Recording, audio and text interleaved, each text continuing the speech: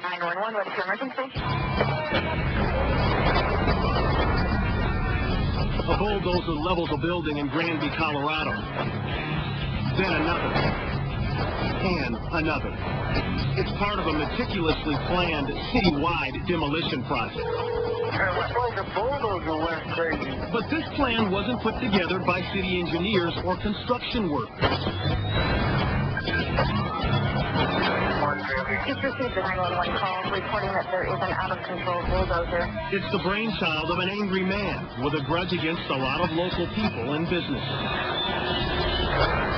They can't tell who's driving it, but there is someone inside. The man inside this armor-plated bulldozer is Marv Heemeyer. As horrified townspeople run for their lives, Heemeyer wrecks buildings and vehicles one after another.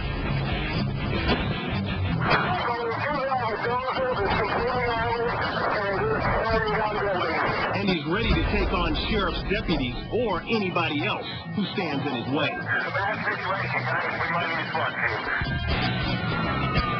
Heemeyer's an accomplished welder who spent a lot of time inside a secret workshop. Yeah, it's all encased in metal, and you can't see who's driving or anything. There, he outfitted the dozer with 2 sheets of half-inch steel plating, with a layer of concrete in between. On this day, he seals himself in and takes off on a violent ride.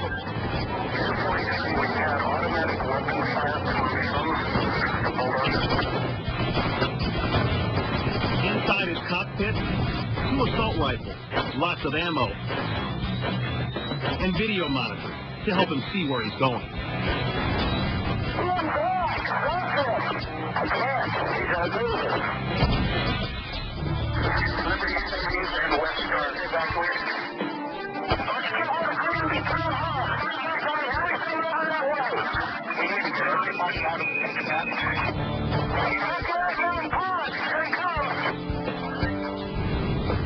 A bank, a hardware store, a concrete factory, even the town hall, and especially the police department.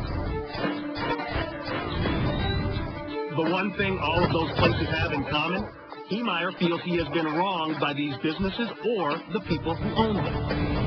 He even exacts revenge on the home of the town's former mayor. He does have armor-piercing weaponry. Deputies and SWAT teams try everything. But even armor-piercing bullets can't penetrate Marv Heemeyer's homemade metal and concrete shield.